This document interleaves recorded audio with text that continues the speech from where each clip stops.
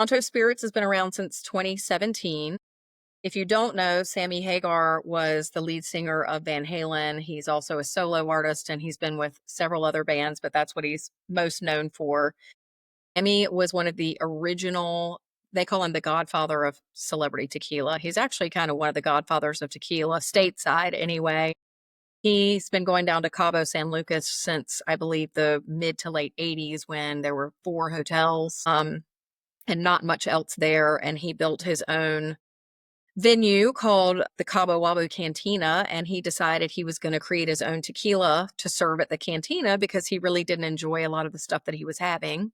Most of what he was drinking was mixto tequila, which means that there are a lot of sugars and flavors and things added. It only has to be a certain percentage Blue Weber agave.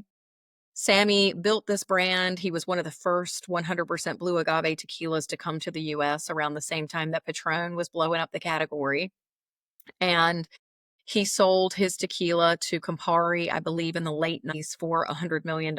So he's been making tequila at this point for close to 3 decades. He really knows what he's doing. He's down in Mexico a ton. He's actually an honorary ambassador for Cabo. So he knows what he's doing. He's really out at the distillery, really involved in the creative direction for the brand. Well, he decided back in 2016, 2017 that he really missed the business.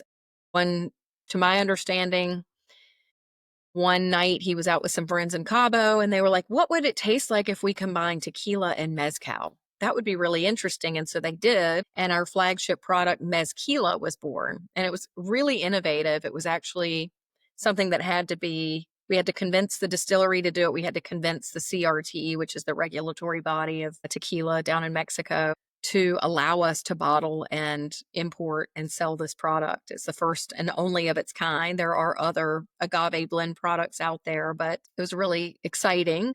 Bartenders love it. It's got a ton of application in cocktails. It's also great on its own.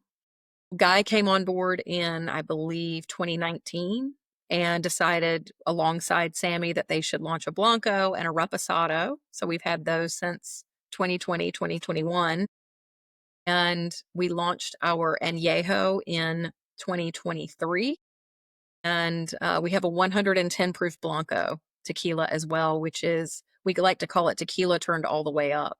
110 proof is the maximum proof that you're allowed to bottle tequila, and it gets great reviews. We actually scored #1 in the Tequila Matchmaker blind competition among tequila panelists and bartenders because it's got a great flavor profile and it's hot without being too hot in terms of proof and burn.